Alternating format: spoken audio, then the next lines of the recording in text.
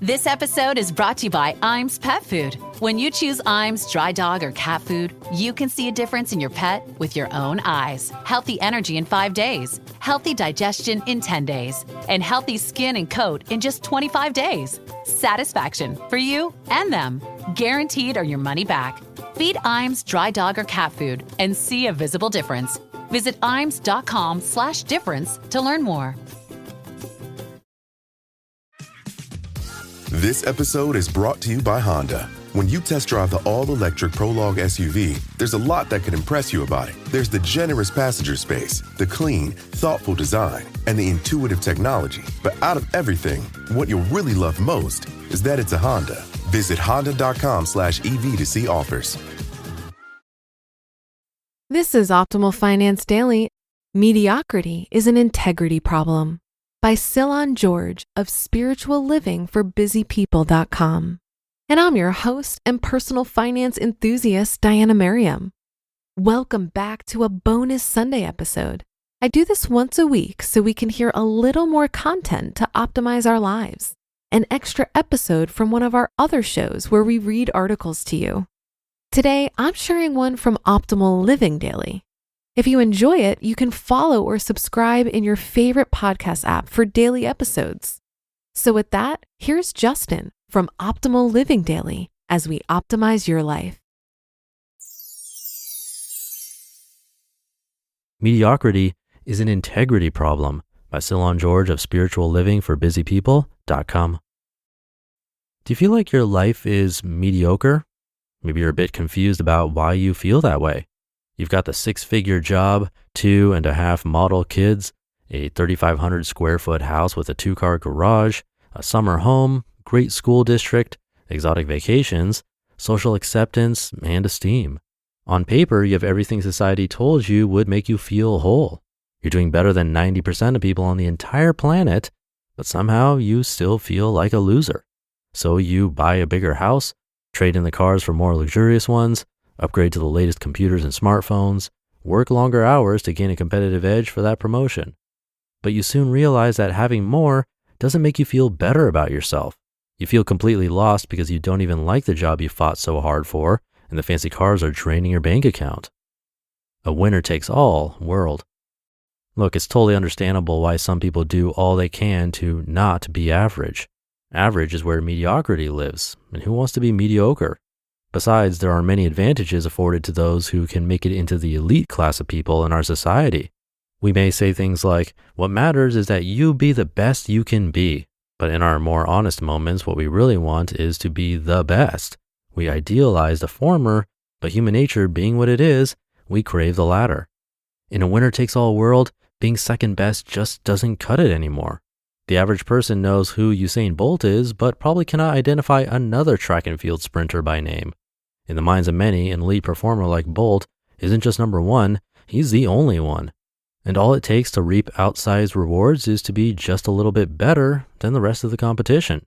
James Clear defines the winner-takes-all phenomenon as, quote, situations in which small differences in performance lead to outsized rewards, end quote. Is what he refers to as the 1% rule. Perform 1% better than the competition, and you get all the glory, even immortality. It's why some athletes are willing to risk it all by cheating. It's why some businesses cut corners to increase profit margins. It's why some coworkers sabotage one another rather than work together. The risk versus reward is almost irresistible. So if you're feeling pressured to live in the right neighborhood, send your kids to the right schools, or compete ruthlessly, you understand the power of the 1% rule. The question is, are you willing to compromise your own integrity to gain the advantage? Complexity and prestige. There's no better way to size a person up than to find out what they do for a living. I'm a hospice chaplain. I spend my time with the dying and their families. I'm not a neuroscientist, doctor, or engineer. People with prestigious or interesting careers can easily garner and hold the attention of strangers at a cocktail party. Hospice chaplains, not so much. The response I often get goes something like, oh, or that must be depressing. The conversation usually fizzles out at that point. I love being a hospice chaplain. I feel very confident in my abilities to do my job well, and it brings me a high degree of fulfillment, even joy. But every now and again, after an awkward exchange with a person who has more social prestige, I wonder to myself, why couldn't I have been a chemical engineer or computer scientist as I'd initially planned? Compared to the complexity of the work of a doctor or engineer, a hospice chaplain's work seems laughably simple. Sometimes I wonder, did I end up not doing prestigious work because I'm average or mediocre? No. There's not much money or prestige that comes with a position of hospice chaplain, but so far it's the work that aligns most with who I am as a person. It's allowed me to live with greater integrity. The integrity problem. Think about it. When you're not living in integrity, when you're doing the right things for the wrong reasons, do you succeed? Are you at your very best? Are you the best? Maybe for a while, but sooner or later, the integrity problem will catch up with you. You'll find yourself asking things like, who am I? Or what's it all for? You won't perform at your best. You'll be miserable. You'll be mediocre. Have the courage to live with integrity. Here's the point. If you're resisting making a move because you're afraid of being seen as mediocre, consider that staying where you are is costing you much more than your ego is letting on. Quit the miserable job. Downsize the house. Sell the car. Do what your heart has always desired, even if your mind says, but what would they think of me? Because mediocrity is nothing more than an integrity problem. If you live with integrity, you'll never have to worry about being mediocre. You just listened to the post titled, Mediocrity is an Integrity Problem by Cylon George of spirituallivingforbusypeople.com. Ryan Reynolds here for Mint Mobile. One of the perks about having 4 kids that you know about is actually getting a direct line to the big man up north. And this year, he wants you to know the best gift that you can give someone is the gift of Mint Mobile's unlimited wireless for $15 a month. Now, you don't even need to wrap it. Give it a try at mintmobile.com/switch. $45 upfront payment required, equivalent to $15 per month. New customers on first 3-month plan only. Taxes and fees extra. Speed slower above 40 gigabytes on unlimited. See mintmobile.com for details. We have one more act for you this evening. I don't even need to say his name. Mr. Bob Dylan. From the director of Walk the Line and Ford vs. Ferrari. If anyone is going to hold your attention on stage, you have to kind of be a freak. And starring Timothée Chalamet as Bob Dylan. Are you a freak? Hope so. Once upon a time, you're just so fine. Inspired by the true story. I want to know which side he's on. This Christmas. They just want me singing Blowing in the Wind for the rest of my life. Bobby, what do you want to be? Whatever it is they don't want me to be. He defied everyone. Turn it down! Play it loud! To change everything. He's our Elvis. With no direction. Timothée Chalamet, Edward Norton, Elle Fanning, Monica Barbaro.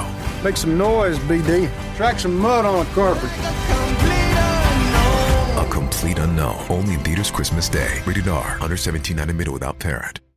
Thank you to Cylon George. Come by spirituallivingforbusypeople.com for more from him. He has a unique story and writes across a wide variety of subjects. He's featured across a bunch of our podcasts with always interesting posts. It's true we're often sized up by that typical cocktail party question, what do you do? I don't like that question personally. I know in most cases people are just making conversation and they don't know what else to ask. And maybe they think they'll find something in common with you if they do ask. But to me, it's usually rare that that happens. Usually we can find something in common between something else like entertainment or shows or movies or hobbies like games or music, stuff like that. Just thinking about it, I have friends from all sorts of jobs like retail planner, college professor, marketing and software engineers, EMT, warehouse manager. We all have different jobs, yet we're friends and we pretty much never talk about work actually anyway. So personally, I like to do what the minimalists say, and instead of asking, what do you do? Ask, what do you do for fun? Or if someone asks me what I do, I'll start naming a bunch of things, including hobbies, because that's what I do, lots of stuff. But anyway, that was a bit of a tangent. I'll leave it at that for today. Hope you have a great rest of your day. Thank you for being here and listening to me and for subscribing to the show. And I'll be back tomorrow for the 1st of May, where your optimal life awaits.